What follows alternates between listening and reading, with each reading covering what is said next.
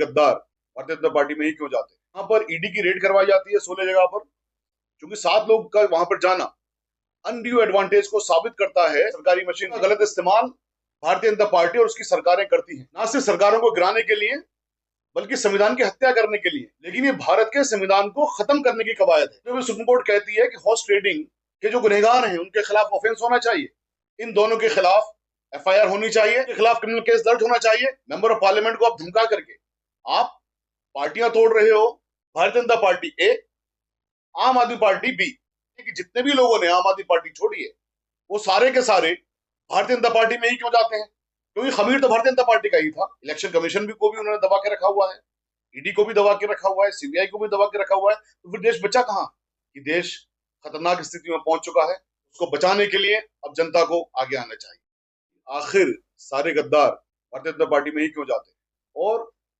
जब ये criminal offence है हॉर्स ट्रेडिंग, तो अनड्यू एडवांटेज जो प्रिवेंशन ऑफ करप्शन एक्ट में जिसकी डेफिनेशन दी गई, अनड्यू एडवांटेज देने वाला और लेने वाला दोनों बराबर के शरीक है, बराबर के गुनहगार हैं।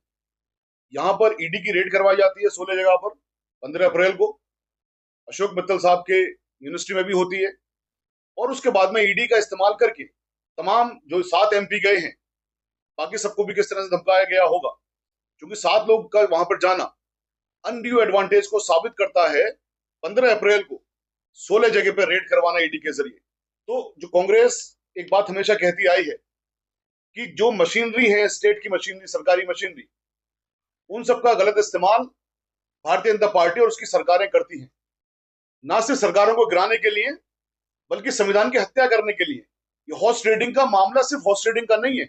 ऑनरेबल सुप्रीम कोर्ट ने कहा सीता सोरेन में क्रिमिनल ऑफेंस है, वो तो है ही, लेकिन ये भारत के संविधान को खत्म करने की कवायद है। जब ऑनरेबल सुप्रीम कोर्ट कहती है कि हॉर्स ट्रेडिंग के जो गुनहगार हैं उनके खिलाफ ऑफेंस होना चाहिए, तो हॉर्स ट्रेडिंग में 7 लोग गए, और जिन लोगों ने अपने पास लिया, जिन लोगों ने ईडी की रेड डलवा करके उनको कंपेल किया, उनको फोर्स किया अनड्यू एडवांटेज लेने के लिए, इन दोनों के खिलाफ एफआईआर होनी चाहिए।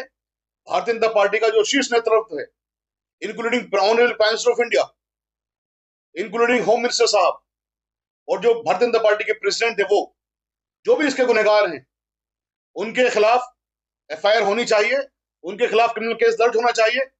ऑनरेबल सुप्रीम कोर्ट के जजमेंट से यही बात साफ होती है कि जब हॉर्स ट्रेडिंग का मामला है और एक क्रिमिनल ऑफेंस है, तो वहां पर एफआईआर होनी चाहिए। तो दूसरा पहलू यह है कि आप लोगों को धमका करके, मेंबर ऑफ पार्लियामेंट को आप धमका करके आप पार्टियां तोड़ रहे हो।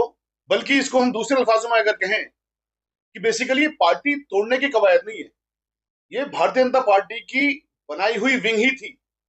भारतीय जनता पार्टी ए, आम आदमी पार्टी बी। आम आदमी पार्टी जब बनी तो एक इन्होंने देश के अंदर एक माहौल बनाया, झूठा माहौल बनाया अन्ना हजारे साहब को लेकर आकर, ये साहब करप्शन है, और उसके बाद में भारतीय जनता पार्टी का जन्म दिया जाता है। इसके अंदर तमाम ये भारतीय जनता पार्टी के द्वारा आम आदमी पार्टी को जन्म दिया जाता है। इसके जितने भी कारिंदे थे, जितने भी कार्यकर्ता थे, उसमें से ज्यादातर लोग, more than 90% Bharatiya Janata party और संघ के लोग। ये बात साबित हो जाती है कि जितने भी लोगों ने आम आदमी पार्टी छोड़ी है वो सारे के सारे भारतीय जनता पार्टी में ही क्यों जाते हैं, क्योंकि खमीर तो भारतीय जनता पार्टी का ही था।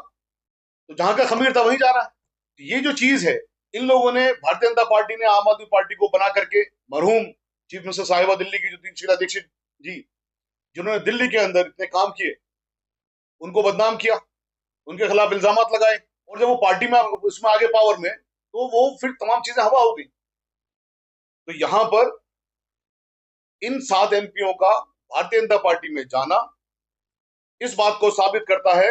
मैं एक शेर के माध्यम से बताना चाहता हूं, आखिर गिल अपनी सरफे दर ए मैं कदा हुई, गिल कहती मिट्टी को, पहुंचे वहां ही खाक जहां का खमीर थे। वो ये जहां के खमीर थे वहां पहुंच गए। भारतीय जनता पार्टी के द्वारा देश में कॉन्स्टिट्यूशन को खत्म करने की जो कवायद है, जो मशीनरी ईडी सीबीआई कई गलत इस्तेमाल करते हैं, ये एक इसका ब्लेटेंट एग्जाम्पल है। अब किसी शहादत की जरूरत नहीं है, अब किसी गवाह की जरूरत नहीं है। यहां पर यह बात साबित हो जाती है कि देश के संविधान को बिल्कुल खत्म करने के लिए भारतीय जनता पार्टी आतुर है, और देश का संविधान बेहद बेहद वाले खतरनाक उसमें दौर में पहुंच चुका है। इसको बचाने के लिए जो कांग्रेस कोशिशें कर रही है, जो कांग्रेस ने हमेशा कहा, वो बातें तमाम साबित होती हैं। तो हमारी जो आज प्रेस कॉन्फ्रेंस है उसके माध्यम से दो चीजें हम आवाम को बताना चाहते हैं कि भारतीय जनता पार्टी तमाम मशीनरी का, सीबीआई का, ईडी का और जितनी भी स्टेट मशीनरीज है वो इस्तेमाल कर रही है देश के संविधान को खत्म करने के लिए, ना कि कांग्रेस को खत्म करने के लिए। कांग्रेस आपकी आवाज उठाती है, देश की मेजोरिटी की आवाज उठाती है। देश की जो मेजोरिटी है वो अभी भी कांग्रेस के साथ है, लेकिन इलेक्शन कमीशन को भी उन्होंने चुरा लिया, इलेक्शन कमीशन भी को भी उन्होंने दबा के रखा हुआ है, ईडी को भी दबा के रखा हुआ है, सीबीआई को भी दबा के रखा हुआ है। तो फिर देश बचा कहां? देश तो तकरीबन खत्म ही हो गया फिर। तो यहां पर हमारी डिमांड ये है कि जो भारतीय जनता पार्टी का शीर्ष नेतृत्व है, प्राइम मिनिस्टर साहब के खिलाफ भी एफआईआर होनी चाहिए, होम मिनिस्टर साहब के खिलाफ भी एफआईआर होनी चाहिए, और जो पार्टी प्रेसिडेंट है भारतीय जनता पार्टी के, उनके खिलाफ भी एफआईआर होनी चाहिए, इंक्लूडिंग ये 7 एमपी जो आम आदमी पार्टी से टूट के भारतीय जनता पार्टी में गए, इनके साथ साथ इन लोगों के खिलाफ भी एफआईआर होनी चाहिए। और दूसरी चीज, ये साबित हो जाता है कि देश खतरनाक स्थिति में पहुंच चुका है, देश का संविधान बेहद खतरों में है। उसको बचाने के लिए अब जनता को आगे आना चाहिए।